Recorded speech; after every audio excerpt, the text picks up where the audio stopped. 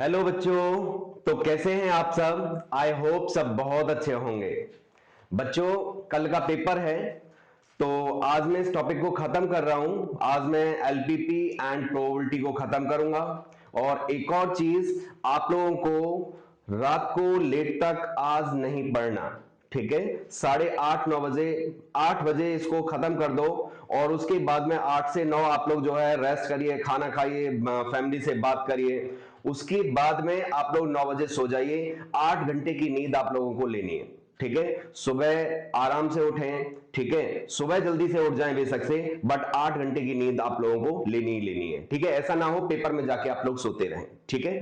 तो आज हम स्टार्ट करते हैं इस टॉपिक को, linear programming problems, LPP and आप लोगों का प्रोबेबिलिटी, ठीक है ना? तो एलपीपी जो आता है आप लोगों का वो 5 नंबर का आता है, ठीक है ना?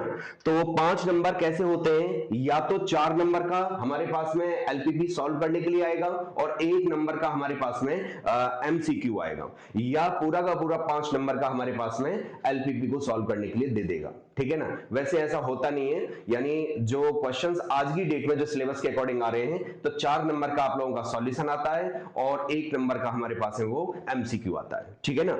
तो स्टार्ट करते हैं हम लोग। यहां पे बच्चों 1 नंबर का जो क्वेश्चन पूछता है वो कैसे पूछेगा आप लोगों से, वो मैं डिस्कस करूंगा। फिर सॉल्यूशन आप लोगों से डिस्कस करूंगा। एक और चीज कि सबसे पहले हम जो डिस्कस करने वाले हैं वो क्या है हमारे पास में, ऑब्जेक्टिव फंक्शन।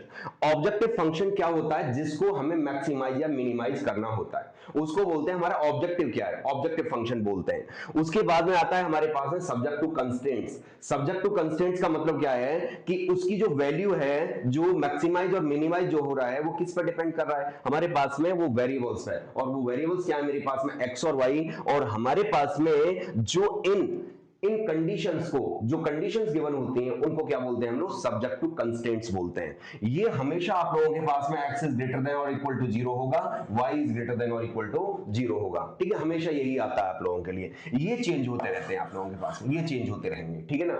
फिर यूज होता है मेरे पास में फीजेबल रीजन। फीजेबल रीजन जो शेडेड रीजन, जिस रीजन को शेड करते हैं, यानी इन सब्जेक्ट टू कंस्ट्रेंट से जो रीजन कवर हुआ है, जो बाउंडेड रीजन है, उसको क्या बोलते हैं हम लोग? फीजेबल रीजन, ठीक है? उसमें हम लोग कॉर्नर पॉइंट मेथड यूज करते हैं और ऑप्टिमाइजेशन करते हैं कि भाई जो हमारे पास में कंडीशन है, जो हमारे पास में मैक्सिमाइज या मिनिमाइज करवा रहा है, वो कहां पे होगा, यानी कॉर्नर पॉइंट मेथड हमारे पास में वहां पे यूज किया जाता है, ठीक है ना? उससे पहले कुछ चीजों को डिस्कस कर लेते हैं हम लोग। यहां पे हमारे पास में कुछ लाइंस दे रखे हैं। यहां पे मेरे पास में 1 0 है और ये मेरे पास में 0 1 है, ठीक है ना? मैं कहने लगूं कि ये जो डायग्राम, ये जो ग्राफ है मेरे पास में, किसको शो कर रहा है? तो पहले तो सब में मैंने एक ही बनाया है, यानी 1 0 0 1। यहां पे भी मेरे पास में 1 0, ये 0 1 है, और यहां पर भी 1 0 0 1 ही है मेरे पास में, ठीक है ना? तो इन चारों को पहले डिस्कस करते हैं। तो तुम्हें पता है कि x इक्वल टू 0 का मतलब क्या होता है? y एक्सिस, और y इक्वल टू 0 का मतलब होता है मेरे पास में x एक्सिस। तो x इज ग्रेटर देन और equal to 0, y is greater than और इक्वल टू 0 का मतलब हुआ है कि x axis positive, y axis positive. यानी मेरे पास में y एक्सिस से इधर नहीं जा सकता जो फीजिबल रीजन होगा, और x एक्सिस से नीचे नहीं आ सकता है, ठीक है? तो ये इसका मतलब होता है, ठीक है ना? तो अब देखते हैं यहां पे ये जो इनइक्वालिटी बनेगी, जो सब्जेक्ट टू कंस्ट्रेंट तैयार होना है, इसके लिए कौन सा होना है, यानी मतलब ये जो हमारे पास में डायग्राम है, जो ग्राफ है मेरे पास में, किस इनइक्वालिटी को शो कर रहा है? इसका मतलब क्या हुआ? ये मेरे पास में जो लाइन बनेगी 1 0 0 1, यानी यहां पे मेरे पास में जो इंटरसेप्ट है, एक्स इंटरसेप्ट, वो कितना है? 1। वाई इंटरसेप्ट कितना है? वो भी मेरे पास में ये 1 है। तो इक्वेशन क्या बनी तुम्हारे पास में? x by 1 plus y by 1 is equal to 1। तो कितना आ गया मेरे पास में? x plus y is equal to 1, ठीक है ना? तो ये मेरे पास में इक्वेशन मुझे तैयार मिल गई कि x plus y is equal to 1 की इक्वेशन है। ये भी मेरे पास में x plus y is equal to 1, और ये भी मेरे पास में x plus y is equal to 1, ठीक है? और ये भी मेरे पास में x plus y is equal to 1 ही होगा, ठीक है ना?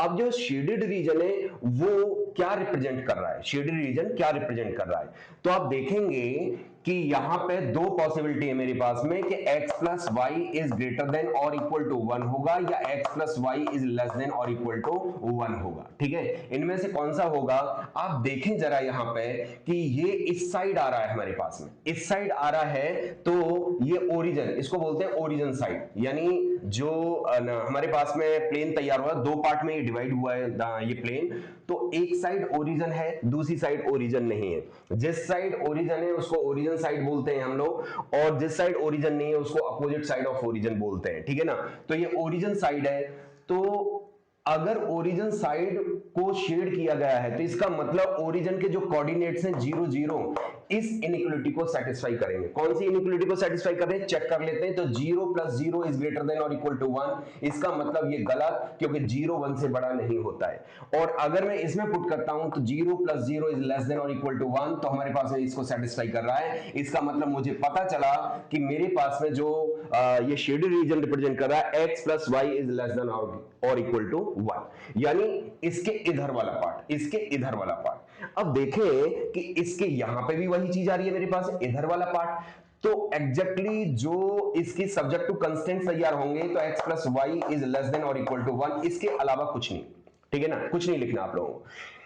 यहां पे क्या है मेरे पास है, यहां पे बाउंडेशन है x एक्सिस से ऊपर और y एक्सिस के राइट में, यानी x पॉजिटिव y पॉजिटिव, तो यहां पे क्या आ जाएगा मेरे पास में x इज ग्रेटर देन और equal to 0, y is greater than और इक्वल टू 0। ठीक है ना, सेम चीज यहां पे करेंगे हम लोग। यहां पे क्या है मेरे पास में x प्लस वाई, क्या है मेरे पास में अपोजिट ओरिजिन, यानी ओरिजिन के दूसरी साइड। तो इसका मतलब अभी जो मैंने बताया था कि दो कंडीशन, अगर मेरे पास में ओरिजिन की जो x equal to 0 y equal to 0 उस इनइक्वालिटी को सेटिस्फाई करती है तो origin side, otherwise opposite origin. ठीक है ना, तो यहां पे आपको दिखाई देगा कि ये मैं अगर कंसीडर करके चलता हूं तो ये क्या दिखाई देगा मुझे, x plus y is less than और इक्वल टू हमारे पास में 1। ठीक है ना, तो यहां पे क्या दिखाई देगा मुझे कि अगर मैं लेस देन और इक्वल टू 1 लेता हूं तो क्या 0 प्लस 0 इज लेस देन 1, क्या आना चाहिए मेरे पास में, ये बिल्कुल सही है, तो ये मैं निकाल चुका हूं। अब बात आती है हमारे पास इसकी, तो यहां पे क्या होना चाहिए मेरे पास में, अगर जो मैंने पहले गलत किया था उसको लिखता हूं तो क्या आएगा मेरे पास में,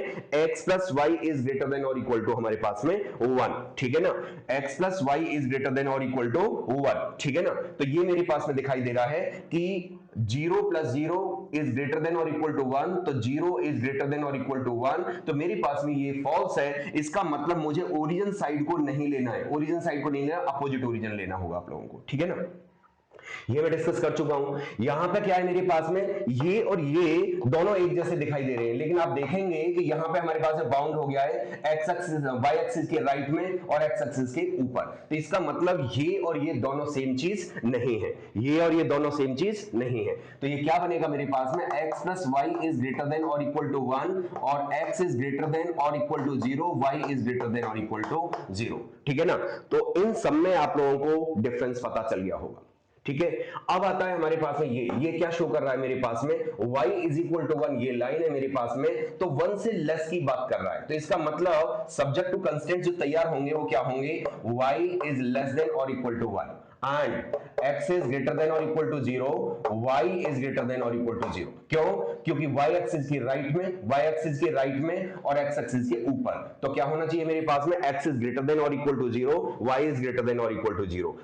यहां की बात करें तो क्या आएगा मेरे पास में कि y इज लेस देन, ये तो ठीक है y इज लेस देन और इक्वल टू 1, लेकिन क्या आएगा मेरे पास में, x से ऊपर की तरफ है। ठीक है ना, तो x इज ग्रेटर देन और इक्वल टू हमारे पास में 0। ठीक है, x इज ग्रेटर देन और इक्वल टू 0, तो इस तरीके से वहां पे एक नंबर का क्वेश्चन आप लोगों से पूछ लिया जाता है। ठीक है ना, तो बाकी की जो चीजें रह गई हैं वो मैं इस क्वेश्चन में डिस्कस करूंगा। ठीक है, तो यहां पे देखिए आप लोग, क्वेश्चन दे रखा है मेरे पास में, maximise z is equal to this subject to constants this. ठीक है, तो आप लोगों को क्या करना होगा कि कंसीडर करना है, सबसे पहले हम लोग फीजिबल रीजन तैयार करेंगे, इस तक बाद में आते हैं हम लोग, ये ऑब्जेक्टिव फंक्शन है हमारे पास में, तो सबसे पहले हम लोग जो है फीजिबल रीजन तैयार करेंगे। फीजिबल रीजन तैयार करने के लिए हम लोग लेट करेंगे या कंसीडर कर लेते हैं, let x plus y is equal to 50। ठीक है, एंड 3x प्लस का y इज इक्वल टू कितना हमारे पास में 90,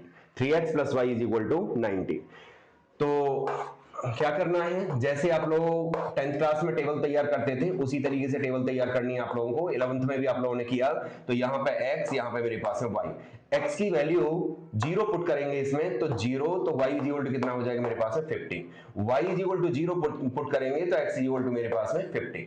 यहाँ पे सेम चीज x और ये मेरे पास है y, तो यहाँ पे x यहाँ पे 0 पुट करेंगे तो y इज इक्वल टू 90 आ जाएगा।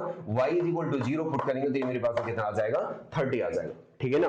तो ये मैं लाइन ड्रॉ कर रहा हूं। अब यहाँ पे लाइन ड्रॉ कर देते हैं तो क्या आएगा मेरे पास में।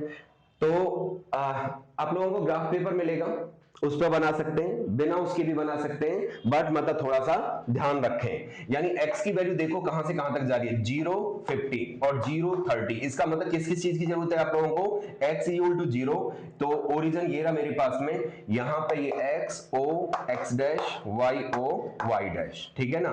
तो यहां पे मैं क्या ले लेता हूं 30 ले लेता हूं, यहां पे मैं क्या ले लेता हूं 50 ले लेता हूं। ठीक है ना। तो y एक्सिस पे देखिए, y एक्सिस पे क्या चल रहा है 50 0 और 90। तो मैं मान लेता हूं कि 50 मेरे पास में यहां पे है और 90 मेरे पास में यहां पे है। ऐसे ही नापना नहीं है आप लोगों को, ठीक है। अप्रोक्सीमेटली मतलब आप लोगों को कितना भी छोटा कितना भी बड़ा बना सकते हैं, लेकिन ना डायग्राम बहुत छोटा ना डायग्राम बहुत बड़ा। ठीक है, ध्यान रखना। तो जो ग्राफ है हमारे पास ज्यादा बड़ा या छोटा नहीं होना चाहिए, बीच मिडिल में ही रखिए उसको। तो ये कितना आ जाएगा मेरे पास में, यहाँ पे ये 50 मान लेते हैं और यहाँ पे मेरे पास में ये 90। ठीक है ना। अब पहले कह रहा है इस लाइन को ड्रॉ करना है मुझे 0 50, 0 पे 50। तो 0 50 कहां पे आएगा मेरे पास, 0 50 मेरे पास में ये पॉइंट है, तो 0 50 मेरे पास में ये रहा। दूसरा है 50 0, तो ये मेरे पास में यहां पे, तो 50 0। इन दोनों पॉइंट को ज्वाइन करते हुए लाइन ड्रॉ कर दी मैंने। ठीक है ना। तो इस लाइन को लेवल कर दो। ये लाइन क्या है, x plus y is equal to मेरे पास में 50। ठीक है ना। साथ के साथ लेवल कर देना, नहीं तो गड़बड़ होगी कि भाई कौन सी लाइन कौन सी है, पता ही नहीं चलेगा आप लोगों को। ठीक है ना। और दूसरा बच रहा है मेरे पास है 0 90। तो 0 90 यहां पे होगा मेरे पास में, और 30 0 मेरे पास में ये रहा, 30 0 ये रहा। दोनों पॉइंट को ज्वाइन करते हुए लाइन ड्रॉ कर दी मैंने ये, और इसको भी मैं क्या करता हूं लेवल कर देता हूं। ये लाइन है मेरे पास है 3x प्लस में y इज इक्वल टू 90। बच्चों चेक करना होगा मुझे कि दोनों लाइन ने, इस लाइन ने दो पार्ट बनाए इस प्लेन के, एक तो इधर वाला पार्ट ओरिजिन साइड और एक हमारे पास में अपोजिट ओरिजिन। सेम चीज यहां पे मेरे पास में कि इस लाइन ने भी 3x plus y is equal to 90 ने भी दो पार्ट में कन्वर्ट किया इसको, यानी लाइन से इधर वाला पार्ट और लाइन से इधर वाला पार्ट। ठीक है ना। तो इधर वाले पार्ट में मेरे पास में ओरिजिन है, ठीक है, और एक साइड ओरिजिन नहीं है। ठीक है। तो अभी चेक करेंगे कौन से पार्ट की बात कर रहा है। ठीक है। और ध्यान रखना कि x इज ग्रेटर देन और equal to 0, y is greater than और इक्वल टू 0। जो शेडेड रीजन है मेरे पास में वो y एक्सिस के राइट में रहेगा और x एक्सिस से ऊपर रहेगा। y एक्सिस के लेफ्ट में नहीं आ सकता और x एक्सिस के हमारे पास में नीचे नहीं आ सकता। ठीक है।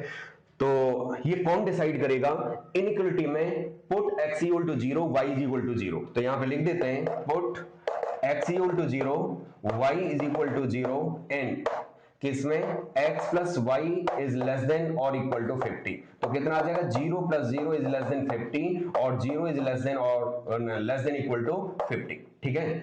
तो ये कितना क्या आ गया मेरे पास में, ट्रू है या फॉल्स है, तो ये मेरे पास में क्या आ गया true. True. So it represents origin side, origin side. ठीक है ना। तो ओरिजिन साइड को हम लोग शेड करने वाले हैं। दूसरे वाले में पुट करके देख लेते हैं। Put x equal to 0 y is equal to 0 in case में, इस वाले में पुट कर देते हैं। तो 3x प्लस का y इज लेस देन और इक्वल टू 90। तो ये कितना आ जाएगा 0 इज लेस देन और इक्वल टू 90। तो ये भी मेरे पास में क्या हो गया, यहाँ पे ये ट्रू आ गया है, ये भी मेरे पास में ट्रू आ गया है। तो लिख दो सो it represents origin side, origin side. ठीक है ना। और ये तो मैं पता है कि मैं किधर शेड करने वाला हूं, ओरिजिन साइड, लेकिन y एक्सिस के राइट में ही रखना है और x एक्सिस के ऊपर रखना है। तो शेड करना शुरू कर देते हैं इसको। तो जब शेड करेंगे इसको तो क्या दिखाई देगा मुझे, ये वाला पार्ट दिखाई देगा, ये वाला पार्ट।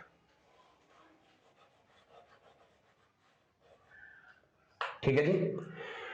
ये जो शेडेड रीजन है हमारे पास में इज द फीजेबल रीजन। ठीक है ना। यही मेरे पास में फीजेबल रीजन होगा। ठीक है। तो अब इनको लेवल कर देते हैं। जो फिजिबल रीजन है मेरे पास में वो क्या है, मेरे पास में कौन सा होगा, ओ, इसको कह देते हैं ए, इसको कह देते हैं बी और इसको कह देते हैं सी। ठीक है, अब यहां पे लिखेंगे कि feasible region is O A B C. ठीक है,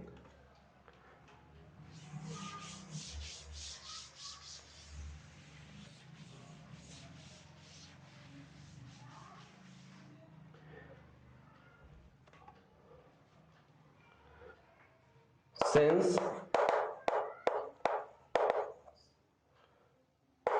feasible region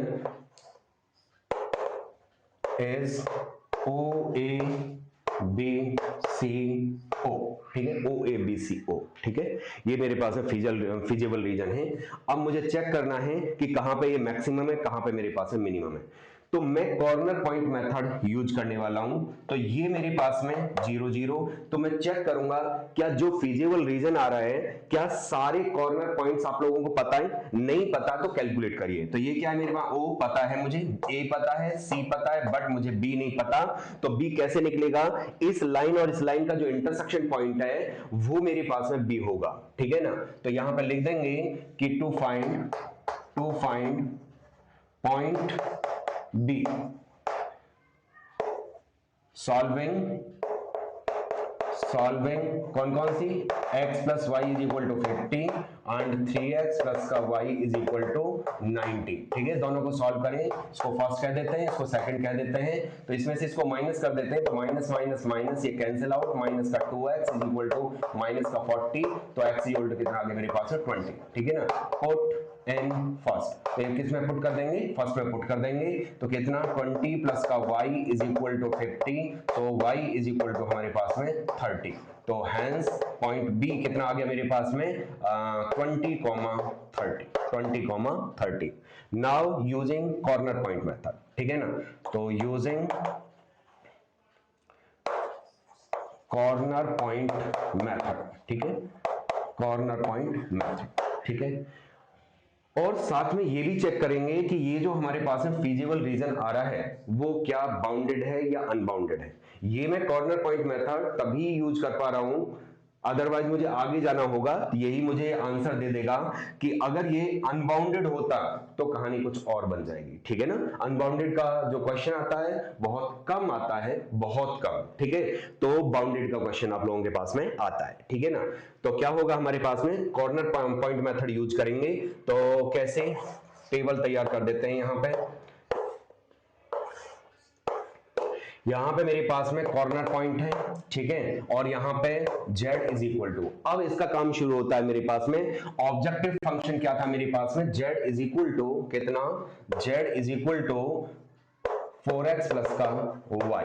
ठीक है ना, तो यहां पे पॉइंट कौन कौन से है मेरे पास में, o है, a है, b है और ये मेरे पास में c है, o a b c। ठीक है ना, तो अगर मैं क्या करूं यहां पे, O की वैल्यू यानी ये कितना है मेरे पास में 0 0, और ये कितना है मेरे पास में, A के कोऑर्डिनेट क्या है मेरे पास में 0,50, ये कितना है मेरे पास में B के कोऑर्डिनेट आ रहे हैं 20,30, और यहां पे कितना है मेरे पास में 50,0, 30,0।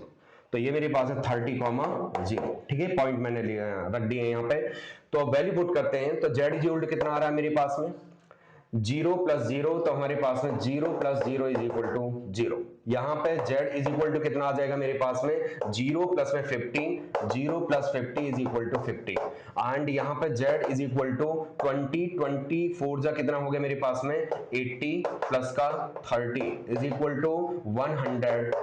ठीक है, और z इज इक्वल टू यहां पे देखेंगे तो x की जगह पे 30 पुट कर देते हैं, तो ये कितना आ गया 120 प्लस का 0 इज इक्वल टू 120। ठीक है ना, अब मैं यहां पे ये देखूंगा कि कौन से कॉर्नर पॉइंट पर सबसे ज्यादा वैल्यू आ रही है। ठीक है ना, तो यहां पे 0, 50, 110 एंड कितना आ रहा है मेरे पास में ये 120, तो ये मेरे पास में मैक्सिमम वैल्यू है। ठीक है ना, और सबसे छोटी वैल्यू क्या है मेरे पास में, ये मिनिमम। अगर आप लोगों से मिनिमम पूछता है तो मैं साथ के साथ बताता हुआ चलता हूं कि मिनिमम अगर आप लोगों को चाहिए तो हमारे पास में ये पॉइंट होगा। ठीक है ना, तो अब मैं ये पूछने लगूं कि भी पॉइंट ऑफ मैक्सिमम क्या होगा और पॉइंट ऑफ मिनिमम। तो पॉइंट ऑफ मैक्सिमम जो होगा मेरे पास में वो कितना होगा, C30,0 एंड जेड मैक्सिमम कितना बनेगा मेरे पास में बच्चों, z maximum is equal to 120। ठीक है ना।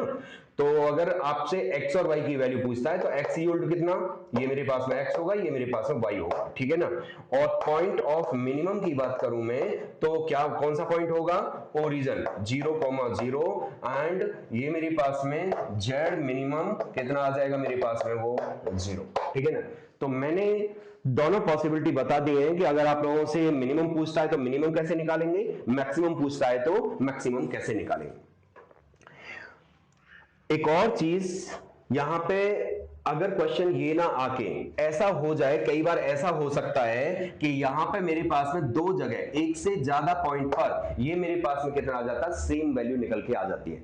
अगर एक से ज्यादा पॉइंट पर सेम वैल्यू निकल के आ रही है, यानी मैक्सिमम पूछ रहा था, मैं इसको मिनिमम को हटा देता हूं ताकि कंफ्यूजन ना रहे, मैक्सिमम पूछ रहा है तो इसका मतलब ये भी मैक्सिमम है और ये भी मैक्सिमम है, तो इसका मतलब क्या हुआ, दो पॉइंट पर मैक्सिमम कैसे हो सकता है। ठीक है ना, हो सकता है। क्या करेंगे हम लोग, वहां पे एक लाइन लिख देंगे कि since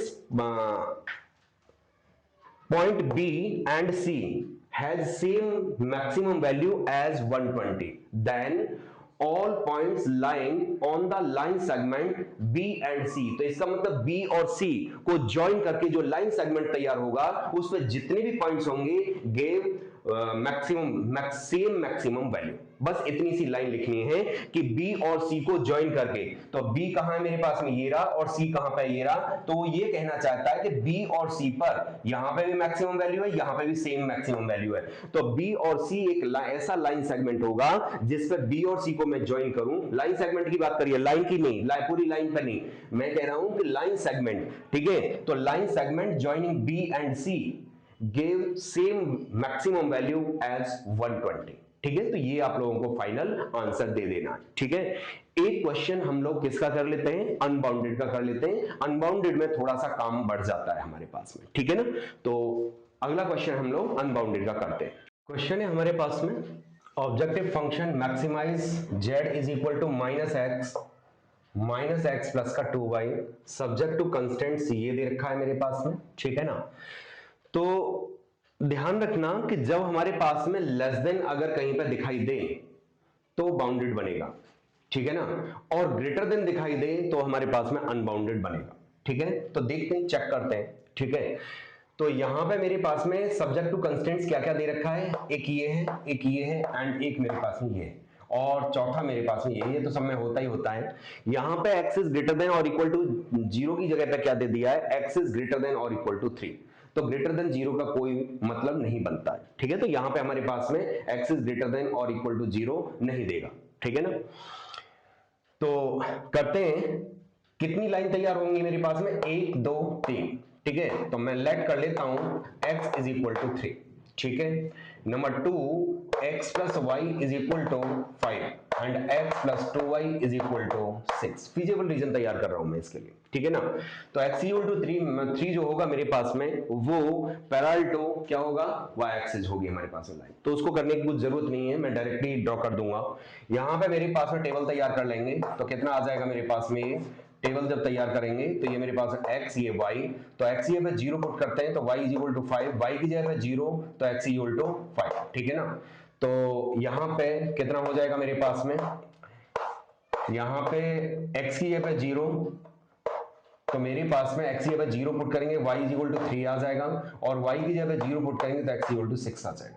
ठीक है ना, तो ये मेरे पास में हो गया। मैं इसका ट्रू फॉल्स भी चेक कर लेता हूं, तो put x equal to 0 y is equal to 0 in किस में पुट करने वाले हैं हम लोग, पुट करने वाले हैं हम लोग किसमें, इनइक्वालिटी में। इनइक्वालिटी क्या है, x plus y is less than और इक्वल टू 5, तो 0 इज लेस देन और इक्वल टू 5, तो क्या आ गया बच्चों, यहाँ पे ट्रू आ गया। ठीक है ना, क्या आ गया मेरे पास में, ट्रू। नहीं बच्चों, मैंने उल्टा लिख दिया है, यहाँ पे ये ग्रेटर देन दे रखा है, तो क्या आएगा मेरे पास में, ये फॉल्स आएगा। क्या आएगा मेरे पास में, यहाँ पे ग्रेटर देन था तो यहाँ पे हमारे पास में क्या आएगा, फॉल्स आएगा। ठीक है ना, तो लिख देंगे so it represents opposite origin side, opposite origin side, ठीक है ना।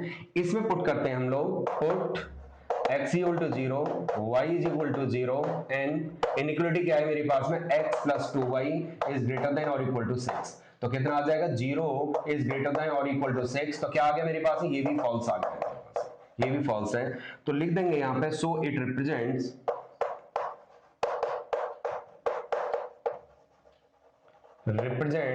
Opposite origin side, opposite origin side, ठीक है, अपोजिट ओरिजिन साइड। और यहां पे क्या है मेरे पास में, अगर पुट करना चाहो तो वैसे ही पता चल रहा है आप लोगों को कि put x equal to 0, y is equal to 0 and in x is greater than और इक्वल टू 3, तो ये मेरे पास 0 इज ग्रेटर देन और इक्वल टू 3। तो ये क्या आ गया मेरे पास, ये भी फॉल्स आ चुका है, ठीक है। उसमें यहां लिखें या नहीं लिखें कोई फर्क नहीं पड़ता है। अब हम इसको ग्राफिकली ड्रॉ करते हैं। तो सारी चीजें हमारे पास में हो चुकी हैं, सब कुछ पता चल गया है, ठीक है। तो पहले ये देख लेते हैं, क्या ये तीन लाइन एक दूसरे को कहां कहां इंटरसेक्ट कर रही हैं, क्या तीनों एक ही पॉइंट से पास थ्रू कर रही हैं। तो यहां पे मैं ये लाइन L1 ले लेता हूं, ये L2 ले लेता हूं और ये L3 ले लेता हूं। तो इनका इंटरसेक्शन पॉइंट देख लेते हैं हम लोग। तो x is equal to 3, x is equal to 3 कहां इसको इंटरसेक्ट कर रहा है। तो जब मैं L1 इसको फर्स्ट कह देते हैं, चलो इसको सेकंड कह देते हैं, इसको थर्ड कह देते हैं, ठीक है। सॉल्विंग फर्स्ट एंड सेकंड को सॉल्व करेंगे तो क्या आएगा मेरे पास में, x इज इक्वल टू 3, तो ये तो रहेगा ही रहेगा। तो 3 प्लस का y इज इक्वल टू 5, तो मेरे पास में y इज इक्वल टू कितना आ जाएगा, y इज इक्वल टू आ जाएगा मेरे पास में 2। तो एक पॉइंट आ गया मेरे पास में 3,2, यानी फर्स्ट और सेकंड जो इक्वेशन कट करेंगे एक दूसरे को वो 3,2 पे कट करेंगे, ठीक है ना। दूसरी लाइन यानी पहली और तीसरी कहां कट करेगी इसको, तो यहां पे क्या दिखाई दे रहा है मुझे कि x इज इक्वल टू 3, तो 3 प्लस का 2y इज इक्वल टू 6, तो 2y ये आ जाएगा मेरे पास y is equal to 6 minus 3 आ गया, तो 3/2, ठीक है ना। तो ये लाइन इस पे कट कर रही है। तो पॉइंट आ गया मेरे पास में 3,3/2, ठीक है। अब एक और लाइन है मेरे पास में, ये L2 और L3 एक दूसरे को कहां इंटरसेक्ट करेंगे ये चेक कर लेते हैं हम लोग। तो यहां पे क्या दे रखा है, x plus y is equal to 5 और x प्लस में 2y इज इक्वल टू 6। तो इसमें से इसको माइनस कर देते हैं, तो ये मेरे पास में सेकंड, ये मेरे पास में थर्ड।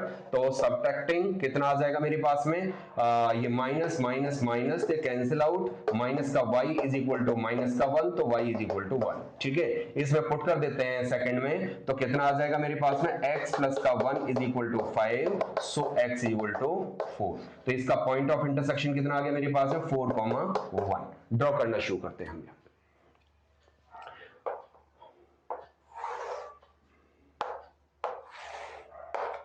ये हम यहां पे ड्रॉ करना शुरू करते हैं।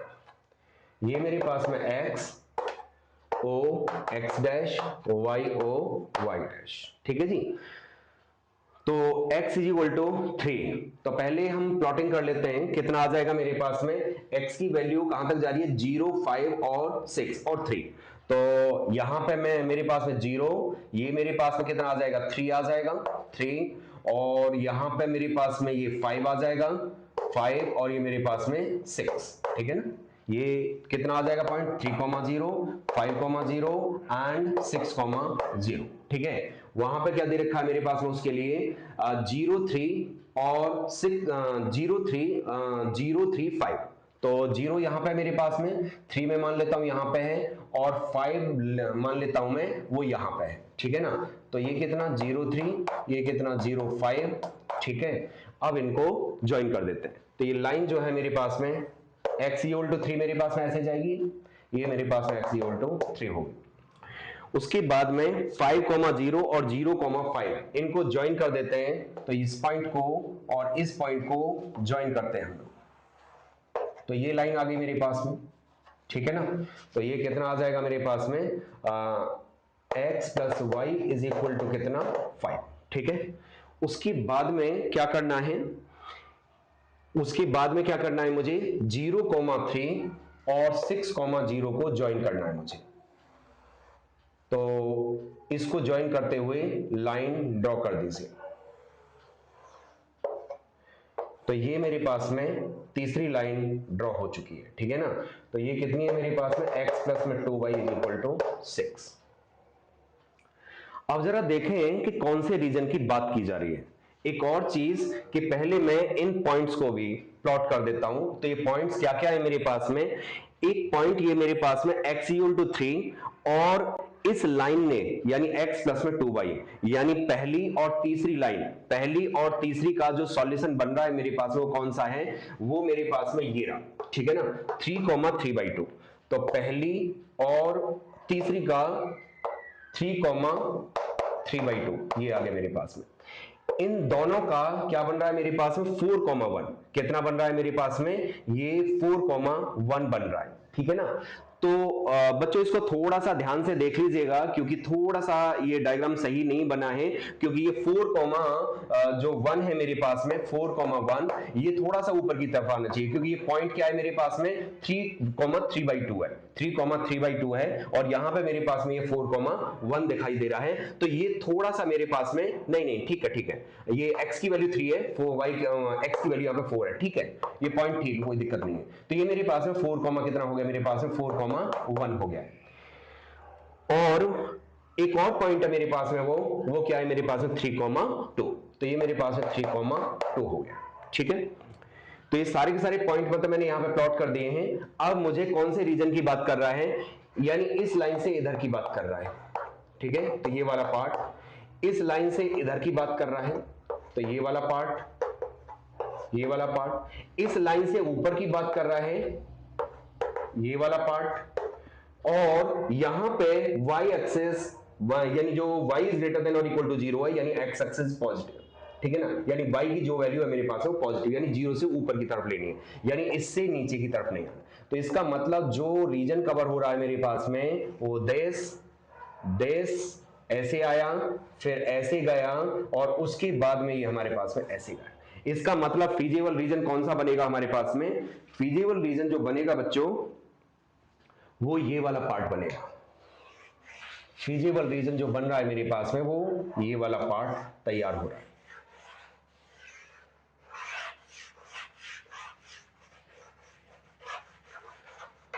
बट इट इज अनबाउंडेड, ठीक है ना। तो यहां पे कॉर्नर पॉइंट मेथड यूज करने वाले हैं हम लोग। तो कॉर्नर पॉइंट मेथड लगाइए। तो यूजिंग कॉर्नर पॉइंट मेथड, ठीक है ना। तो फीजिबल रीजन कौन सा है मेरे पास में, इसको लेवल कर देते हैं, ये एक ए पॉइंट, इसको बी कह देते हैं और इसको सी कह देते हैं, और हम पता करते हैं क्या ये सारे पॉइंट्स पता है, यस, ए भी पता है, बी भी पता है और सी भी पता है, ये सारे निकाल चुके हैं। ये बी ए क्या है मेरे पास में 6,0, बी क्या है हमारे पास में 4,1 और सी क्या है मेरे पास में 3,2, ठीक है ना। तो मैं लिख देता हूं यहां पे, ए पॉइंट क्या है मेरे पास में 6,0 और बी पॉइंट क्या है मेरे पास में, वो 4,1 और सी पॉइंट क्या है मेरे पास में, वो 3,2 दे रखा है, 3,2 दे रखा है, ठीक है। अब कॉर्नर पॉइंट मेथड यूज कर लेते हैं। तो टेबल तैयार, यहां पे क्या है मेरे पास में, corner point z is equal to कितना हमारे पास में, माइनस का x प्लस का 2y, और यहां पे पॉइंट्स लिख देते हैं, कितने पॉइंट्स है मेरे पास में, a है, b है, c है। a की कोऑर्डिनेट 6,0, b की कोऑर्डिनेट 4,1 और c की कोऑर्डिनेट 3,2। तो वैल्यू पुट करते हैं इसमें। तो 6,0 पुट करेंगे, z इज इक्वल टू कितना आ जाएगा मेरे पास में, माइनस का 6 आ जाएगा, ठीक है ना। और यहां पे b पुट करेंगे, तो ये मेरे पास z इज इक्वल टू कितना, माइनस का 4 प्लस का 2 इज इक्वल टू माइनस का 2 आ जाएगा। और यहां पे z इज इक्वल टू कितना आ जाएगा मेरे पास में 3,2। तो 3,2 का मतलब कितना होगा मेरे पास में, ये माइनस का 3 माइनस का 3 प्लस का 4 इज इक्वल टू कितना 1। ठीक है, तो मैक्सिमम की बात कर रहा है, तो मैक्सिमम कहां पे आ रहा है मेरे पास में, ये सी पॉइंट पे, यानी ये मेरे पास में मैक्सिमम वैल्यू है। ये क्या है मेरे पास में मैक्सिमम, कैलकुलेशन चेक कर लेना। ठीक है, तो z इज इक्वल टू कितना आ गया मेरे पास में 1। ठीक है, और पॉइंट क्या हो गया मेरे पास में 3,2, तो x की वैल्यू कितनी हो जाएगी मेरे पास में, x equal to 3, y is equal to 2, और ये मेरे पास में मैक्सिमम वैल्यू कितनी है मेरे पास में 1। बट ध्यान रखें बच्चों, इट इज अनबाउंडेड फंक्शन। ठीक है, ये जो हमारे पास में दे रखा है अनबाउंडेड, जो ऑब्जेक्टिव फंक्शन है मेरे पास में निकालने के लिए मेरे पास में यहीं पे आंसर हो जाता, लेकिन ये जो फीजिबल रीजन आ रहा है मेरे पास में वो अनबाउंडेड आ रहा है, तो मुझे चेक करना पड़ेगा। ठीक है, तो यहां पे आप लोग थोड़ा सा लिखेंगे आगे, इससे आगे लिखना होगा आप लोगों को।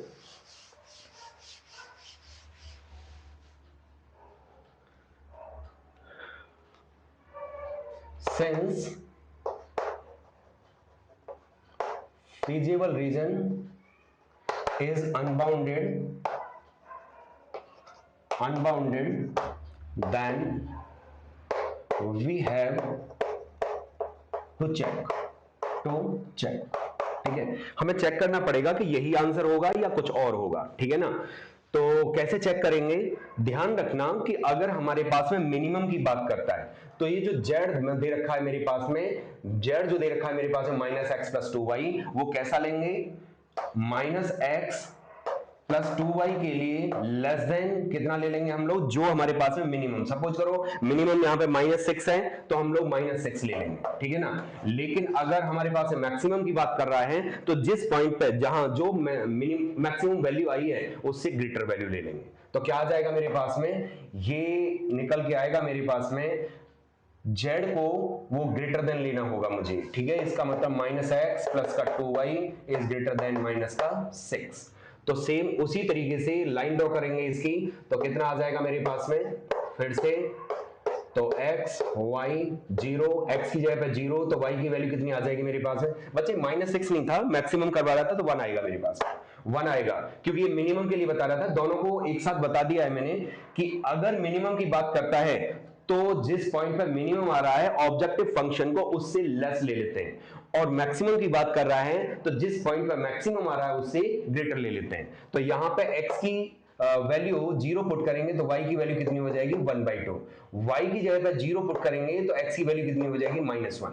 तो ये लाइन प्लॉट कर देते हैं हम लोग, किसके लिए, यहां पे लिख लेना चाहिए था मुझे, कंसीडर -x प्लस का 2y इज इक्वल टू 1। ठीक है ना, तो अब यहां पे चेक कर लेते हैं कौन से रीजन की बात करेगा, put x equal to 0, y is equal to 0 and -x plus का 2y इज ग्रेटर देन 1, तो 0 इज ग्रेटर देन 1। ठीक है ना, सो क्या क्या आ गया मेरे पास में, opposite origin side, opposite origin side को ये रिप्रेजेंट कर रहा है, तो लाइन ड्रॉ कर लेते हैं हम लोग। ठीक है ना, तो ये कितना आ गया मेरे पास में 0 1/2, तो 0 -1 कहां पे आएगा मेरे पास में, 0 ये रहा, और -1 कहां पे जाएगा मेरे पास में, सपोज करो यहां पे आएगा मेरे पास में, मैं -1 तो 0 ये -1 ले लिया मैंने यहां पे, और y की वैल्यू 1/2, तो 1/2 कहां पे जाएगी मेरे पास में, मान लीजिए मेरे पास है 1/2 यहां पे, इन दोनों पॉइंट को ज्वाइन करते हुए लाइन ड्रॉ करेंगे। लेकिन बच्चों ये जो लाइन होगी मेरे पास में वो कैसी होगी,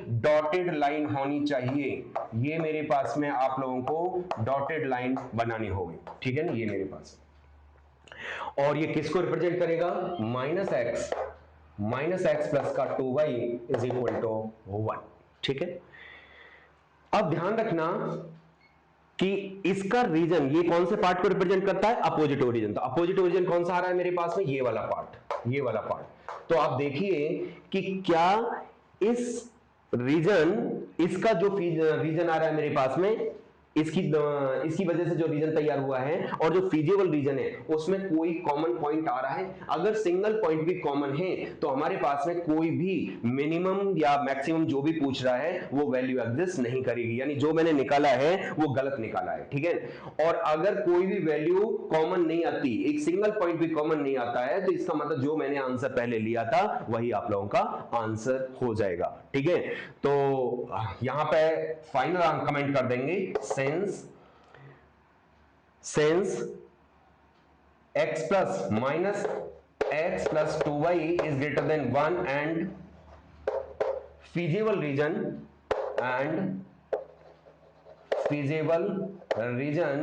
has common point या common region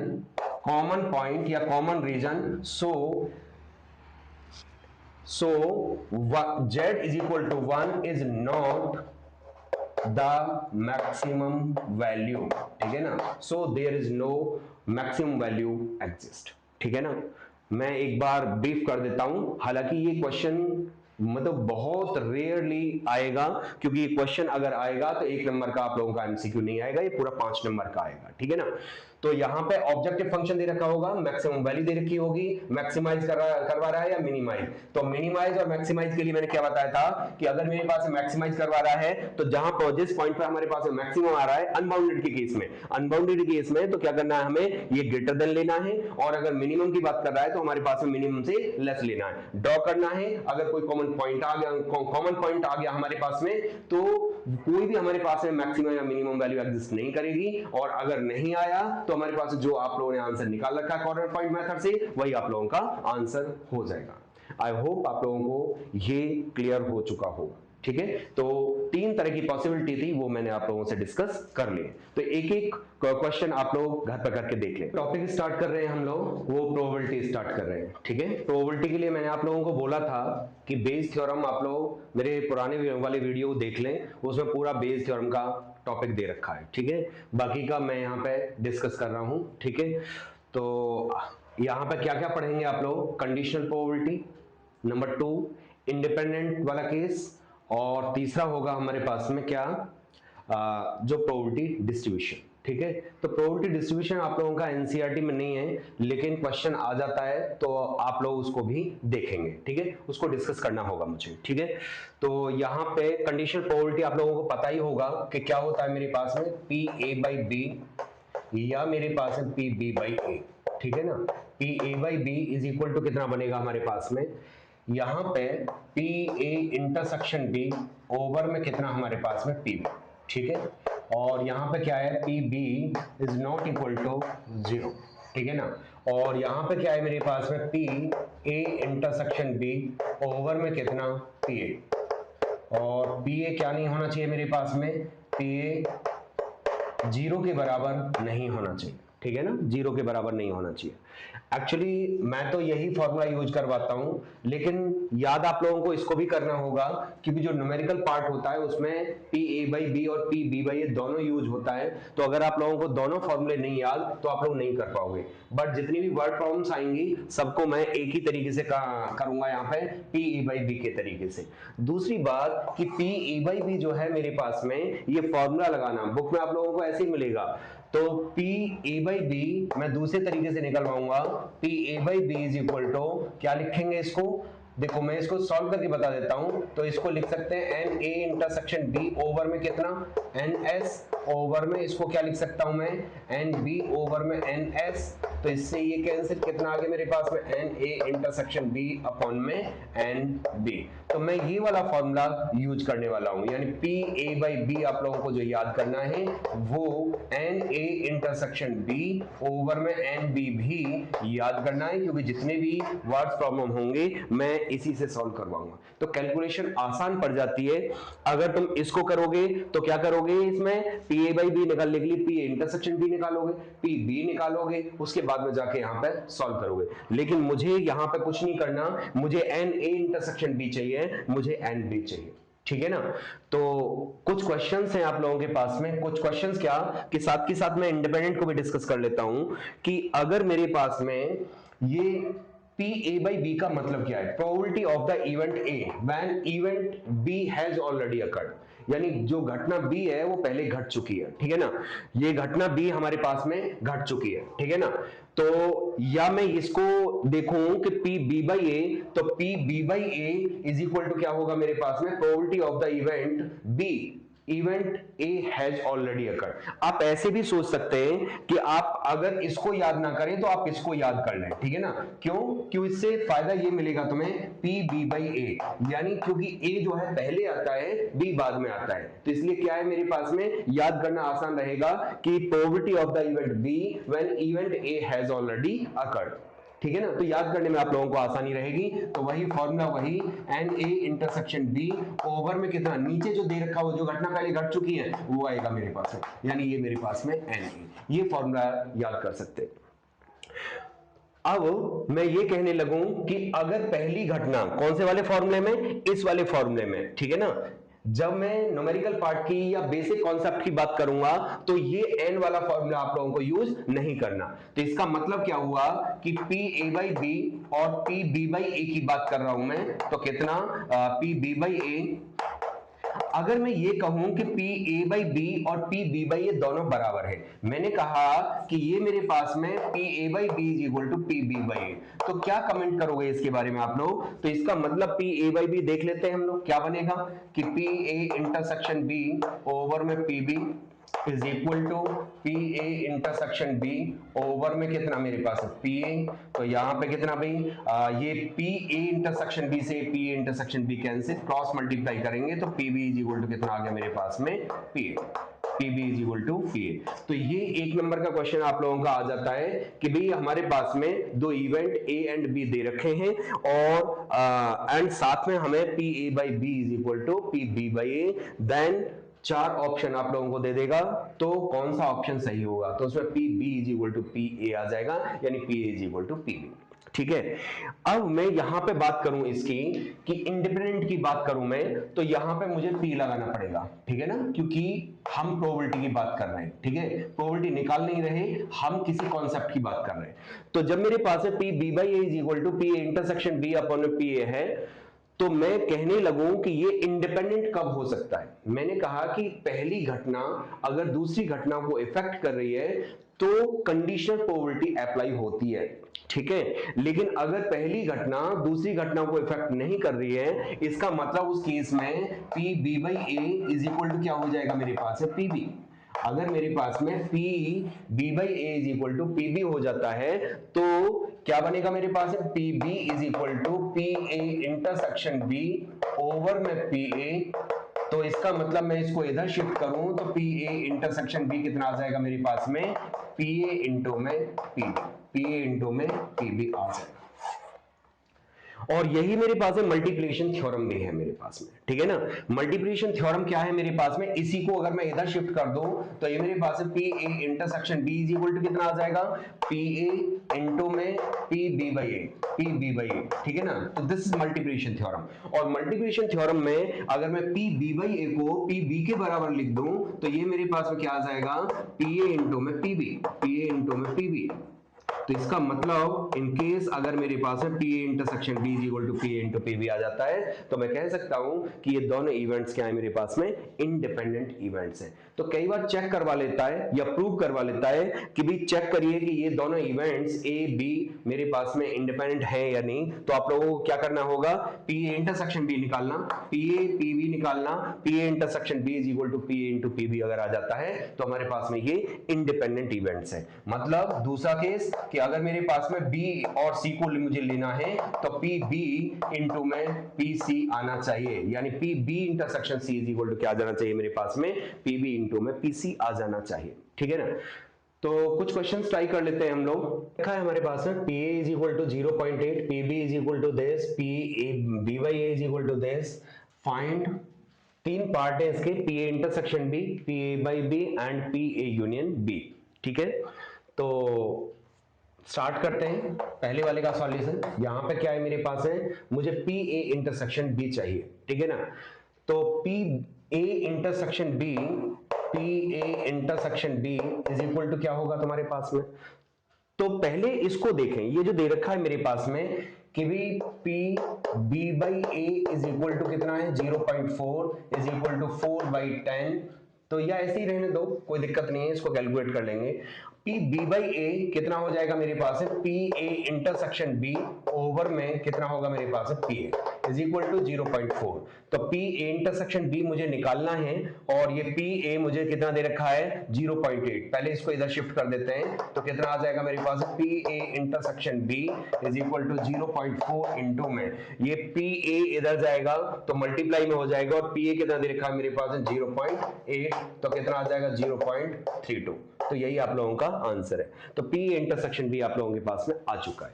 अब मुझे क्या चाहिए यहाँ पे दूसरा पार्ट है इसका, ये पहला पार्ट था, पहला पार्ट निकाला गया था, ये दूसरा पार्ट क्या है मेरे पास है P B A by B चाहिए। तो जरा बताओ मुझे कि अभी मैंने बताया था कि पी ए बाई बी का फॉर्मूला क्या होता है मेरे पास में P A intersection B over में नीचे क्या है बी तो हमारे पास है पी बी आ जाएगा is equal to P A intersection B आप लोगों ने निकाल रखा है 0.32 ओवर में 0 ये पी बी कितना है मेरे पास में 0.5 तो इसको कैलकुलेट कर लेते हैं तो कितना आ जाएगा मेरे पास में ये 32 अपॉन में 50 तो कितना बनेगा 2 से 16 2 से 25 तो इज इक्वल टू 16 अपॉन में 25। तो वैसे कैलकुलेट करने की जरूरत नहीं है आप लोगों को, ठीक है ना, वैसे कैलकुलेट करने की जरूरत नहीं है आप लोगों को। ध्यान रखना है इस चीज का कि भाई हम लोग जो है फ्रैक्शन में आंसर छोड़ सकते हैं, ठीक है।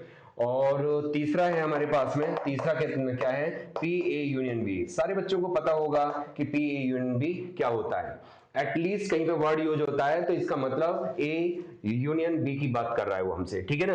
तो पी ए यूनियन बी क्या होता है P A plus P B minus का P A intersection B, minus का P A intersection B is equal to P A कितना है तुम्हारे पास में पी ए दे रखा है 0.8 प्लस का 0.5 माइनस का पी ए इंटरसेक्शन बी कितना है 0.32। इसको कैलकुलेट कर लीजिए तो कितना आ जाएगा मेरे पास में ये बनेगा 8 5 13 तो ये कितना आ गया मेरे पास 1.3 माइनस का 0.32 तो 1.3 में से इसको माइनस करेंगे तो कितना आ जाएगा हमारे पास में ये बना 1.30 0.32 तो कितना आएगा मेरे पास ये 8 और ये मेरे पास है 9 यानी 0.098, ठीक है ना। तो ये आप लोगों का आंसर आ जाएगा। तो आई होप आप लोगों को ये क्लियर हो गया होगा। तो नेक्स्ट क्वेश्चन है हमारे पास में this P A by B चाहिए मुझे, ठीक है। क्या चाहिए मुझे पी ए बाई बी चाहिए, ठीक है ना। A union P A by B दे रखा है मुझे, पी ए यूनियन बी चाहिए मुझे। तो क्या करना है मुझे किसी भी तरीके से मुझे पी ए इंटरसेक्शन बी अगर पता चल जाए तो पी ए मेरे पास में है पी बी मेरे पास में है 2 P A is equal to कितना है मेरे पास में 5 अपॉन में 13 तो पी ए कितना आ जाएगा मेरे पास में ये 5 अपॉन में 26। पी बी कितना है मेरे पास में P B is equal to कितना 5 अपॉन में 13, ठीक है ना। अब मुझे पी ए बाई बी तो P A by B is equal to P A by B is equal to कितना 2/5 और इसको लिखेंगे P A intersection B upon में P B is equal to 2/5। तो पी बी की वैल्यू कितनी है तुम्हारे पास में पी बी की वैल्यू 5/13 तो इधर शिफ्ट कर दो इसको तो पी ए इंटरसेक्शन बी कितना आ जाएगा मेरे पास है 2/5 इंटू में 5/13 2 से 2 कैंसिल कितना आ गया मेरे पास है 2/13। पी ए इंटरसेक्शन बी निकल के आ गया है तो अब आप लोग जो है पी ए यूनियन बी निकाल सकते हैं। तो P A union B is equal to P A plus P B minus का P A intersection B, P A intersection B is equal to values replace कर दीजिए तो पी ए कितना आ रखा है मेरे पास में 5/26 प्लस का पी बी कितना है तुम्हारे पास में पी बी 5/13 माइनस का पी ए इंटरसेक्शन बी कितना है तुम्हारे पास में 2/13 कितना 2/13 तो ये आ जाएगा मेरे पास में 5/13 में से 2/13 3/13 यानी 5/26 प्लस का 3/13 इज इक्वल टू एलसीएम कितना 26 तो ये मेरे पास है 5 प्लस का 13 2 जा और 2 3 जा 6 तो कितना आ जाएगा मेरे पास 11/26। This is our answer. I hope आप लोगों को ये क्लियर हो गया होगा। तो चलते हैं नेक्स्ट क्वेश्चन पर। क्वेश्चन दे रखा है assume that each born child is equally likely to be a boy और ए गर्ल, ठीक है। If a family has 2 children what is the conditional probability that both are girls given that the youngest is a girl at least one is a girl, ठीक है ना। तो वही चीज जो मैंने आप लोगों को बताई थी, पहले सैंपल स्पेस निकाल लेते हैं। तो सैंपल स्पेस क्या हो जाएगा मेरे पास में, दो बच्चे हैं हमारे पास में, तो क्या क्या पॉसिबिलिटी है उन दो बच्चों की, या तो लड़का लड़की हो सकते हैं, पहला लड़का दूसरी लड़की, या पहली लड़की दूसरा लड़का हो सकता है, या हमारे पास में दोनों लड़कियां हो सकती हैं या दोनों लड़के हो सकते हैं। तो यहां पर क्या लिखूंगा मैं, B B, G B, B G, and ये मेरे पास में जी जी। ठीक है ना, ये मेरे पास में पॉसिबिलिटी है। या तो दोनों के दोनों लड़के, पहली लड़की दूसरा लड़का, पहला लड़का दूसरी लड़की, और पहली लड़की दूसरी लड़की। ठीक है ना, तो ये मेरे पास में टोटल केसेस कितने हैं मेरे पास में, यानी 4 पॉसिबिलिटी है हमारे पास में। ठीक है ना, अब इसने कहा है कि कंडीशनल प्रोबेबिलिटी फाइंड आउट करनी है हमें कि if a family has 2 children what is the conditional probability that both are girls, दोनों के दोनों लड़की क्या होनी चाहिए, लड़की होनी चाहिए दोनों के दोनों। ठीक है, गिवन दैट, अब यहां पे हमेशा ध्यान रखना कि गिवन दैट क्या है। ठीक है, जिसकी प्रोबेबिलिटी निकालनी है, एक ही फॉर्मूला याद कर सकते हैं आप लोग। ठीक है, जिसकी प्रोबेबिलिटी आप लोगों को निकालनी है उसको हमेशा बी लेना। इसका मतलब घटना ए पहले घट चुकी है, कंडीशनल प्रोबेबिलिटी है तो घटना ए पहले घट चुकी है, तो मैंने कहा था जो ए घटना है उसको गिवन लेना, और जिसकी प्रोबेबिलिटी निकालनी है वो हमारे पास में बी हो जाएगा। तो एक ही फॉर्मूला लगाना पड़ेगा आप लोगों को, P B by A is equal to P A n A intersection B, n A intersection B upon में कितना मेरे पास में एन ए। ठीक है ना, तो यहां पे लेट कर लेते हैं कि भाई let A B the event, A B the event, पहला केस ले लेते हैं हम लोग कि भाई यंगेस्ट इज ए गर्ल। ठीक है, ए बी द इवेंट दैट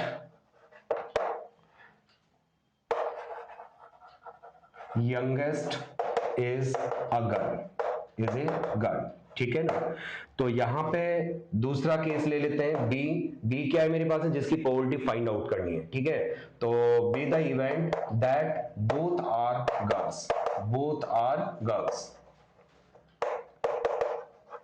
इसकी बात कर रहा है हमसे। ठीक है, तो अब शुरू करते हैं यहां पे। तो कितना हमारे पास में कि मुझे जो चाहिए, क्या चाहिए, इन दोनों का इंटरसेक्शन भी चाहिए।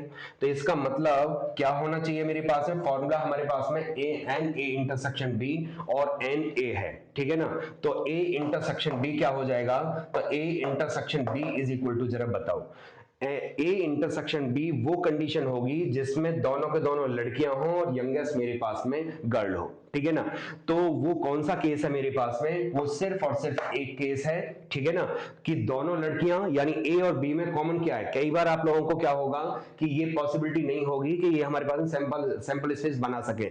फिर किस तरीके से चेक करते हैं हम लोग कि ए और बी में कॉमन क्या है, तो ए और बी में एक तो ए में दे रखा है यंगेस्ट और बी में दे रखा है मेरे पास है बोथ गर्ल्स। तो ऐसा कौन सा केस होगा कि जो हमारे पास में इन दोनों में कॉमन हो। ठीक है, दोनों को कॉमन ले ले, तो ए इंटरसेक्शन बी होगा मेरे पास में youngest is a girl and both are girls. ठीक है ना, तो वो होगा हमारे पास में जी जी।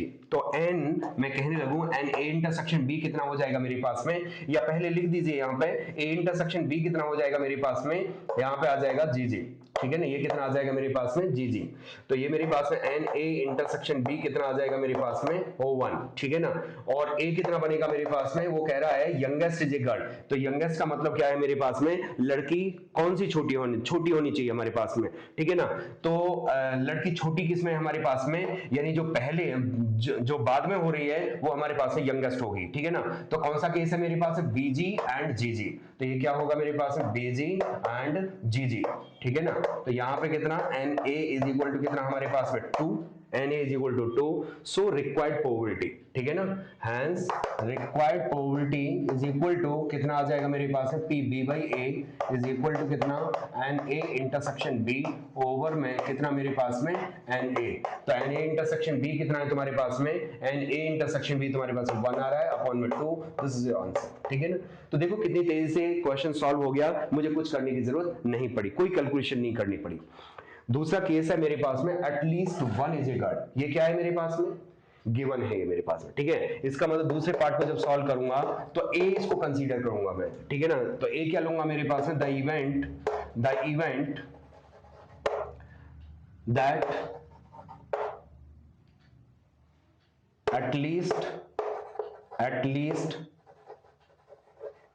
1 is a girl, 1 is a girl, ठीक है ना। तो बी क्या हो जाएगा मेरे पास में, बी वही रहेगा, बोथ आर गर्ल्स, ठीक है ना, बोथ आर गर्ल्स, ठीक है ना, बोथ आर गर्ल्स हो जाएगा मेरे पास में।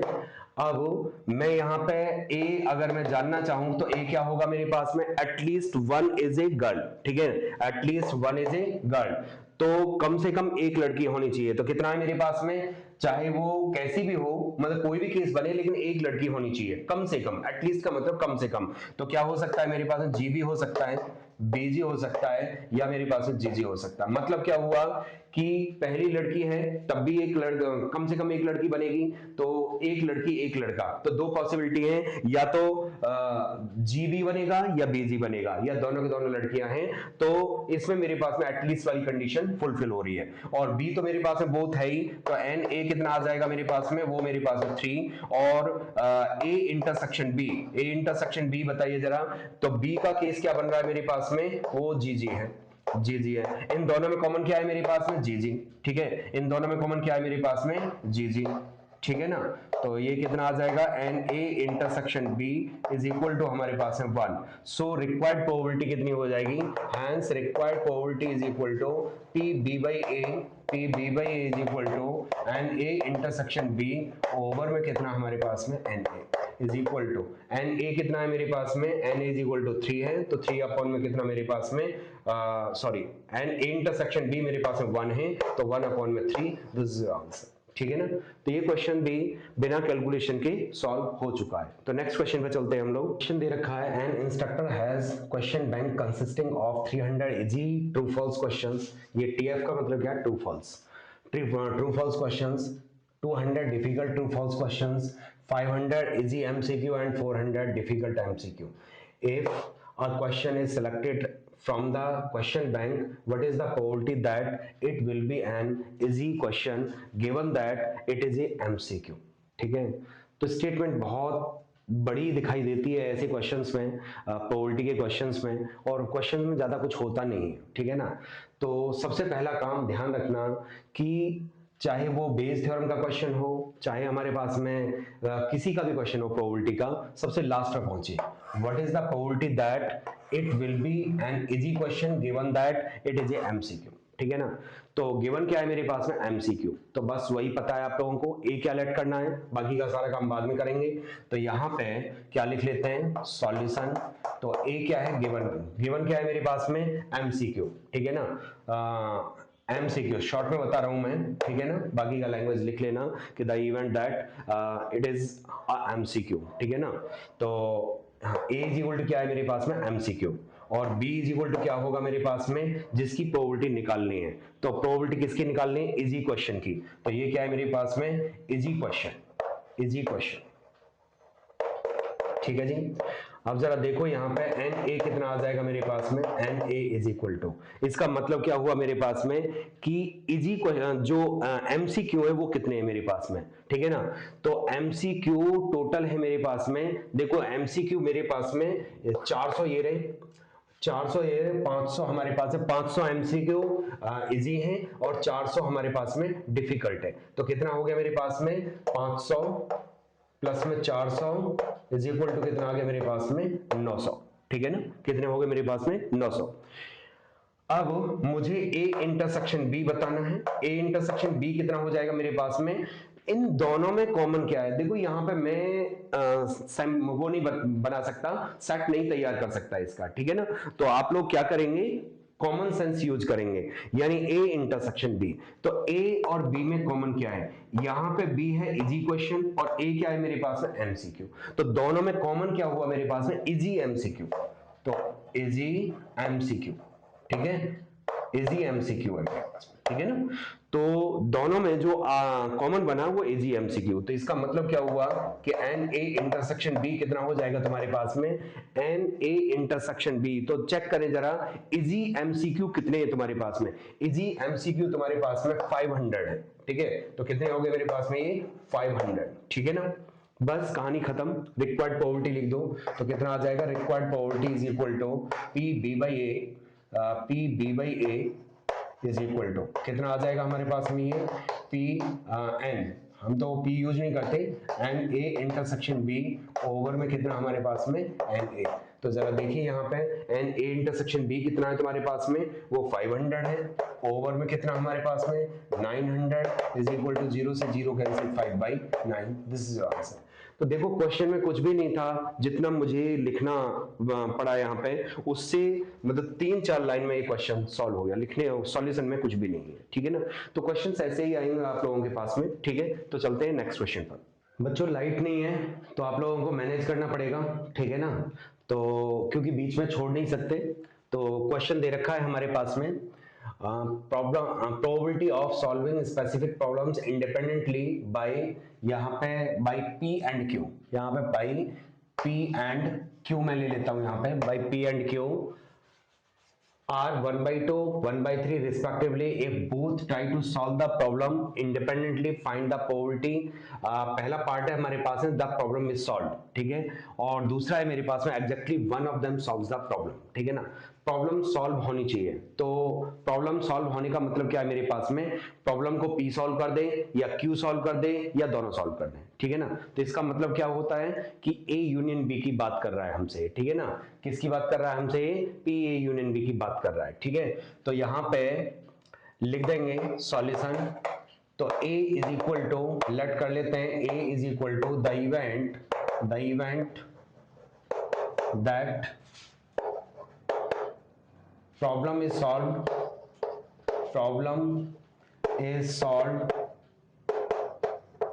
by P, ठीक है ना।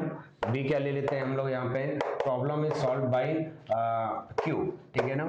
तो यहाँ पे क्या दे रखा है हमारे पास में, इसमें एक चीज हिडन है कि इसने जो P A यूनियन B तो मैं निकालूंगा, तो पहले तो ये लिख देता हूँ P A कितना दे रखा है मेरे पास में 1/2, निकालने की जरूरत नहीं है। P B कितना दे रखा है मेरे पास में 1/3, वो भी कैलकुलेट करने की जरूरत नहीं है। और यहाँ पे P A इंटरसेक्शन B की जरूरत पड़ेगी, तो यहाँ पे क्या हो जाएगा मेरे पास में, ये इंडिपेंडेंटली ये क्या कर रहे हैं हमारे पास में, इंडिपेंडेंटली इसको सॉल्व कर रहे हैं, ठीक है ना। तो इसका मतलब दोनों इवेंट्स कैसे हैं हमारे पास में, इंडिपेंडेंट इवेंट्स हैं। तो P इंटरसेक्शन भी कैसे निकालेंगे हम लोग, P इंटू में P। तो ये हिडन है, ये आप लोगों को खुद को निकालना होगा। तो P इंटू P भी तो कितना आ गया मेरे पास में 1/2 इंटू में 1/3 इज इक्वल टू 1/6, ठीक है ना। मुझे चाहिए पहला पार्ट, तो required probability is equal to कितना आ जाएगा, P A union B, P A union B is equal to कितना बनेगा मेरे पास में, फॉर्मूला आप लोगों को पता है P A plus P B minus का P A intersection B, A intersection B is equal to P A कितना है तुम्हारे पास में 1/2 प्लस 1/3 माइनस का 1/6। नाउ टेकिंग एलसीएम 6 2 3 जा 6 3 2 जा 6 माइनस का 1 3 प्लस में 2 कितना आ गया 5 5 माइनस का 1 कितना 4 4/6 इज इक्वल टू 2/3, ठीक है ना। तो इसका आंसर ये हो जाएगा। दूसरा पार्ट है हमारे पास में exactly one of them solves the problem, ठीक है। तो exactly one of them solves the problem का मतलब क्या है हमारे पास में, कि सिर्फ एक ही सॉल्व कर पाता है। यानी अगर P सॉल्व कर रहा है तो Q नहीं कर रहा, Q कर रहा है तो हमारे पास में P नहीं कर रहा, ठीक है। तो दो केस बनेंगे मेरे पास में, और लगेगा बीच में, तो और का मतलब क्या होता है हमारे पास में प्लस। तो यहाँ पे तीसरा केस है मेरे पास में required probability is equal to, यहाँ पे कितना भाई कि P अगर मेरे पास में P सॉल्व कर रहा है, इसका मतलब इवेंट क्या है मेरे पास A, तो इंटरसेक्शन B बार प्लस का P A bar intersection B। तो आप लोगों को पता होगा कि और का मतलब क्या है मेरे पास है प्लस, या तो घटना ये घट सकती है या घटना मेरे पास में ये घट सकती है, ठीक है ना।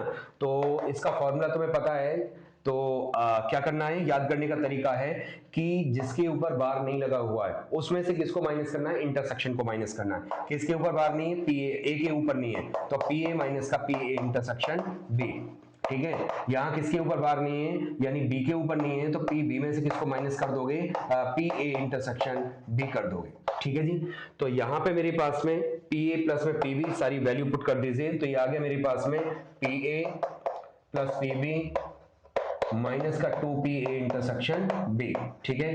तो वैल्यू रिप्लेस कर देते हैं, तो ये कितना दे रखा है मेरे पास है 1/2 प्लस 1/3 माइनस का 2 इंटू में कितना मेरे पास में ये 1/6, तो ये मेरे पास में 1/6, 2 से 3 बार तो कितना आ गया मेरे पास में 3 से 3 1/3 से 1/3 कैंसिल, कितना आ गया मेरे पास में 1/2। दिस इज आंसर, ठीक है। आई होप आप लोगों को ये क्लियर हो गया होगा। क्वेश्चन में दे रखा है कि ध्यान रखिएगा a और b जो दो मेरे पास में इवेंट्स हैं, तो मैंने लिखी नहीं है ताकि टाइम बच जाए कुछ, ठीक है ना। तो pa is equal to 1/4, pb is equal to 1/2, pa intersection b is equal to 1/8, find p not a and not b।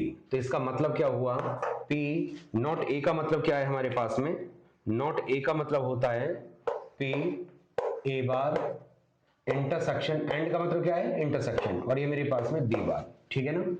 तो डीमॉर्गन्स लॉ के अकॉर्डिंग क्या करेंगे हम लोग यहाँ पे कि P A यूनियन B बार लिख सकते हैं इज इक्वल टू कितना आ जाएगा 1 माइनस में P A यूनियन B।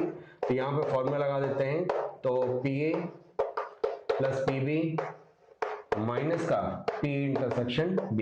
तो वैल्यू पुट कर दें यहाँ पे, कितना आ जाएगा मेरे पास 1 माइनस में P A कितना है 1/4, तो 1/4 प्लस 1/2 माइनस का 1/8 इज इक्वल टू 1 माइनस, तो इसको सिंप्लीफाई करेंगे तो 8, और ये कितना मेरे पास में 4 2 जा 8, 2 4 जा 8 एंड माइनस का 1, 4 और 2 6 5 आ गया, तो 1 माइनस में 5/8 इज इक्वल टू 3/8।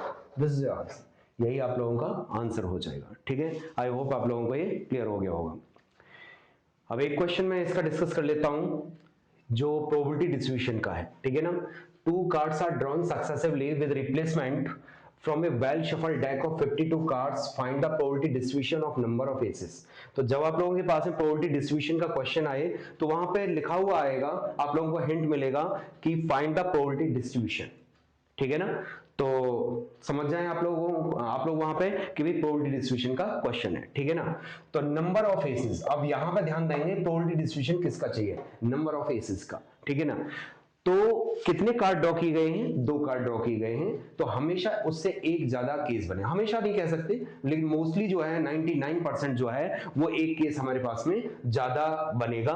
क्या कि वो ये कह रहा है कि नंबर ऑफ एसेस, यानी दोनों कार्डों का क्या क्या पॉसिबिलिटी है मेरे पास में, कि जो 2 कार्ड मैंने निकाले हैं वो उसमें से एक भी एस कार्ड ना आए, एक एस कार्ड आए, या हमारे पास में दोनों के दोनों एस कार्ड आ जाए। तो क्या क्या पॉसिबिलिटी है हमारे पास में, यानी कोई भी एस कार्ड नहीं, एक एस कार्ड, और तीसरी पॉसिबिलिटी है मेरे पास में यानी दोनों के दोनों एस कार्ड आ जाए। कैसे ड्रॉ कर रहा है, ड्रॉन सक्सेसिवली विद रिप्लेसमेंट, एक यानी निकालता है वापस ट्रांसफर कर देता है, फिर दूसरा कार्ड निकाल रहा है। तो आप लोगों को पता चल गया होगा क्या करना है क्या नहीं करना, ठीक है। सॉल्यूशन क्या है, लेट कर लेते हैं हम लोग x be the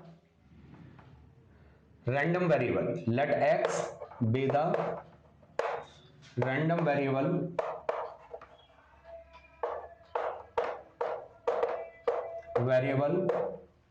drawing and shows, ये लिख देते हैं random variable and shows number of aces, ठीक है ना।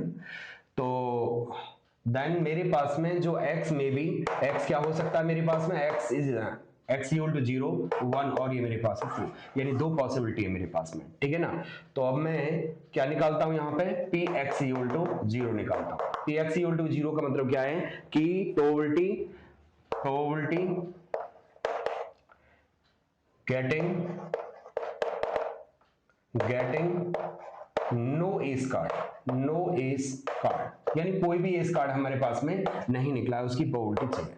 तो इसका मतलब क्या हुआ कि पहला कार्ड मैंने ड्रॉ किया, तो कितने में से करूंगा मैं, यानी जो फेवरेबल केसेस बनेंगे वो कितने हैं मेरे पास में, जो एस कार्ड होते हैं 4 होते हैं, ठीक है ना। तो 4 अपॉन में कितना हो गया मेरे पास में 52, ठीक है ना।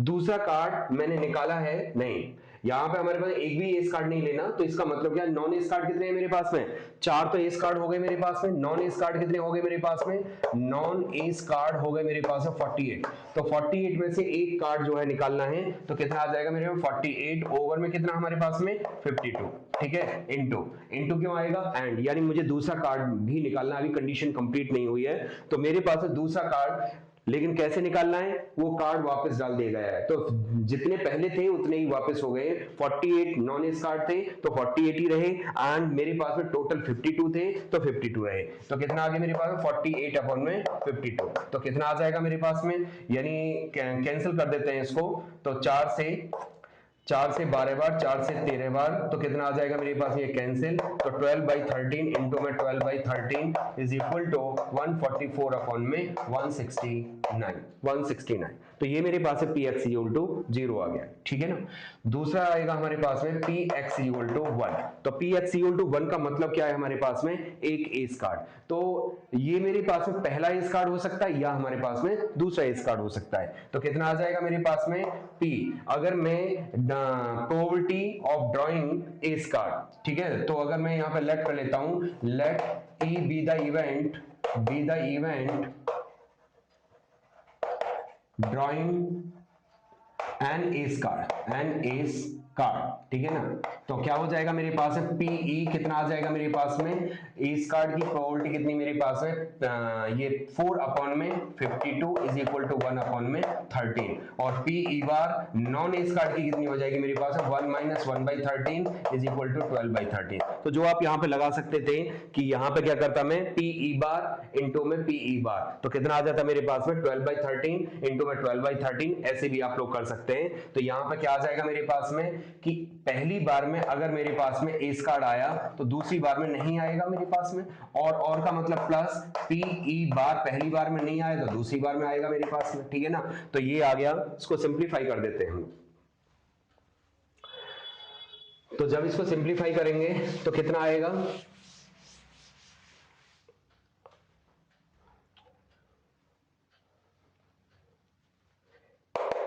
ये इंडिपेंडेंट इवेंट्स है मेरे पास में, दोनों इवेंट्स इंडिपेंडेंट है, किसी का किसी से कोई लेना देना नहीं है कि पहली जो घटना घट रही है वो दूसरी घटना को इफेक्ट नहीं कर रही है, तो मैं क्या लिखूंगा इसको, पीई इंटू में पीई बार प्लस का पीई बार इंटू में पीई, ठीक है ना, इज इक्वल टू, तो दोनों सेम ही है मेरे पास में, ट्वाइस ऑफ पीई इंटू में पीई बार में लिख सकता हूं इसको, इज इक्वल टू 2 इंटू में पीई कितना है मेरे पास में, पीई आ रखा है मेरे पास में 1/13 और वो कितना है मेरे पास में 12/13, तो कितना आ गया मेरे पास में 24 अपॉन में 169, ठीक है ना, तो px इज इक्वल टू कितना कर देता हूं मैं 2 कर देता हूं, यानी पहली बार में भी एस कार्ड दूसरी बार में भी एस कार्ड, तो हमारे पास कितना आ जाएगा pe इंटू में pe, ठीक है, इज इक्वल टू कितना बनेगा मेरे पास में 1/13 इंटू में 1/13 इज इक्वल टू कितना आ गया मेरे पास में, ये 1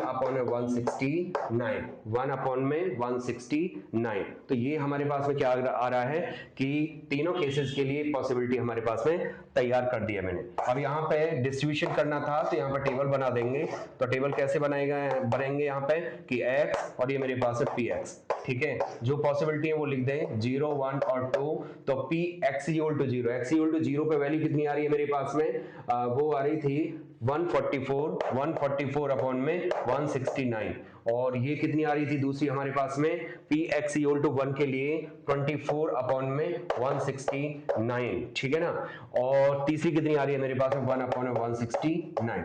एक और चीज ये चेक करना कि आपने सही निकाला है गलत निकाला है, सारी प्रोबेबिलिटीज का टोटल कर लीजिए, अगर सारी प्रोबेबिलिटीज का सम 1 आ जाता है तो आपने जो कैलकुलेट किया है वो सही किया है, तो कितना आ गया मेरे पास है 24 एंड 25, तो 144 प्लस में 25 कितना हो गया 961, तो 169 अपॉन 169 इज इक्वल टू 1, ठीक है ना, तो ये आपने जो प्रोबेबिलिटी निकाली है वो सही निकाली है, तो प्रोबेबिलिटी डिस्ट्रीब्यूशन आप लोगों का हो चुका है। एक और चीज है जो कई बार पूछ लेता है, क्या पूछता है हमसे कि मीन की बात कर लेता है, ठीक है, एक्सपेक्टेड मीन। ठीक है, तो क्या करना है आप लोगों को, ये जो कैपिटल एक्स है इसको एक्स आई कह दो, ठीक है ना, और ये जो प्रोबेबिलिटी है उसको पी आई कह दो, ठीक है ना। तो यहाँ पे आगे बढ़ा देना इसको, तो एक्स आई लिख देना 0 1 और ये मेरे पास है 2, और इसकी प्रोबेबिलिटी कितनी 144 अपॉन 169, इसका 24 अपॉन 169 और ये मेरे पास में 1 अपॉन में 169, ठीक है ना। तो अगला कॉलम क्या होगा मेरे पास, पी आई इंटू एक्स आई का निकाल लेना और ये वैल्यू पुट कर देना, ठीक है ना। इस जिसकी इसमें मल्टीप्लाई 0, इसकी इसमें मल्टीप्लाई 24 अपॉन 169 और ये मेरे पास में कितना 2 से मल्टीप्लाई करेंगे इसको तो कितना आ जाएगा 2 अपॉन में 169।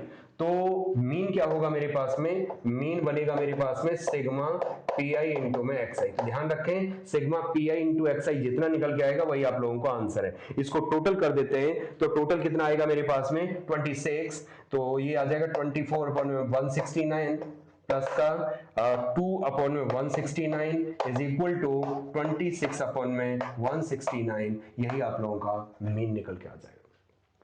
तो मैंने हर टाइप का क्वेश्चन डिस्कस कर लिया है, प्रोबेबिलिटी डिस्ट्रीब्यूशन का भी कर लिया है, ठीक है। और बेस थ्योरम के लिए मैंने बोला है कि बेस थ्योरम के लिए आप मतलब वो भी वाला वीडियो देख सकते हैं, सारे बेस थ्योरम के क्वेश्चन उसमें दे रखे हैं, ठीक है। आई होप आप लोगों का ये टॉपिक क्लियर हो गया होगा और आप लोगों का सिलेबस भी पूरा का पूरा रिवाइज हो चुका है 80 मार्क्स का, ठीक है। तो आप लोग अब अपनी तैयारी करें और जो मैंने बताया कि 8 बजे तक अपना सारा सिलेबस रिवाइज करके जो भी कुछ करना है 8 से 9 का जो रेस्ट अपना खाना पीना वो करके 9 बजे कोशिश करें कि सो जाएं, सुबह को बेशक से जल्दी उठ जाएं लेकिन जल्दी नहीं, 8 घंटे की नींद आप लोगों को लेनी है, ठीक है ना, ताकि पेपर में जाके ना सो जाएं, ठीक है। Okay, thank you, take care, bye bye.